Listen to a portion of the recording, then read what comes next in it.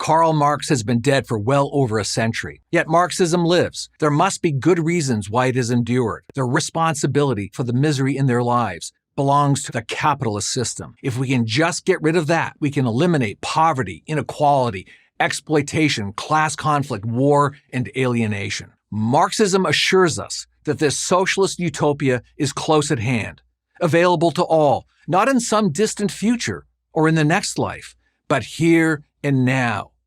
All we have to do is overcome one little obstacle. Dennis Prager. The blame belongs to capitalism.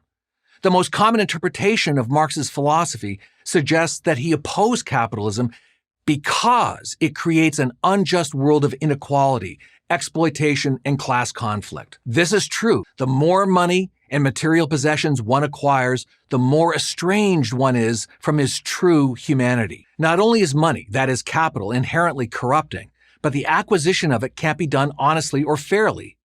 The rich got rich by exploiting the worker.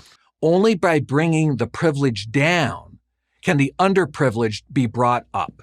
In a remarkably short period of time, the philosophy of Karl Marx changed the course of history, from each according to his ability to each according to his needs. According to Marx, money and the pursuit of it ruined everything. Once a person's subsistence, one's daily bread, was distributed on the basis of need rather than greed, man's natural communal affections, long suppressed by his capitalist overlords, would be renewed. Marx anticipated that many would object, especially the owners and managers that had a large stake in the capitalist system. Friendly persuasion wasn't going to get the job done. No more ego, no more self-interest. Instead, everybody working for the benefit of everybody else. Peace, love, and harmony. Who wouldn't aspire to live in such a world? The powerful exploit the weak, crushing the majority's noble aspirations, your aspirations, just so they can have more.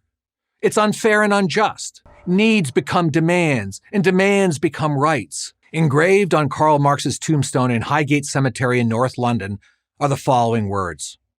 The philosophers have only interpreted the world in various ways. The point, however, is to change it. Marx demands that the intellectual class, the professors of law, sociology, history, women's studies, anthropology, journalism, and so on, come out of the ivory tower and join the barricades, to see themselves not as the preservers of the dusty past, but the creators of a new and glorious future. Workers of the world unite to destroy the evil that is capitalism, create the good that is communism. Marxism leads a society toward a utopian vision of pure freedom in which the individual is liberated from the false consciousness of capitalism. The old socialism, the kind Karl Marx dreamed up, was all about the working class, the sort of blue-collar worker. Meet Herbert Marcuse. Born in Berlin in 1898, Marcuse fled Germany at the dawn of the Nazi era. Marcuse moved to California, where he joined the University of California at San Diego. You'd think that living in a paradise like Southern California, with all the comforts and privileges of academic life, might have softened Marcuse's Marx-like hatred of capitalism.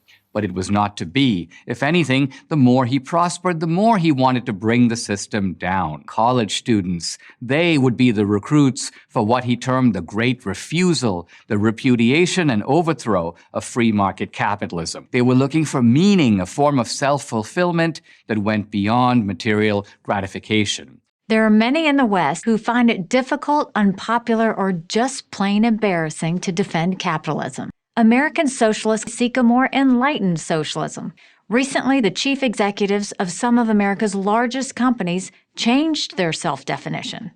They said companies should focus on customers, workers, and communities. This is just politically correct nonsense. A company that cheats its customers, mistreats its workers, and abuses its community, it's what they have to do to survive in our capitalist system. Profits are what keep a business going and allow it to thrive. You don't need an advanced economics degree to understand this. Democratic socialism means everyone has a seat at the table and everybody gets a slice of the pie. If a majority of people working through their elected representatives declares something to be a public entitlement, say free college or free health care, then they are justified in extracting resources from those who create wealth to pay for it. Genuine popular control over government institutions is a mirage.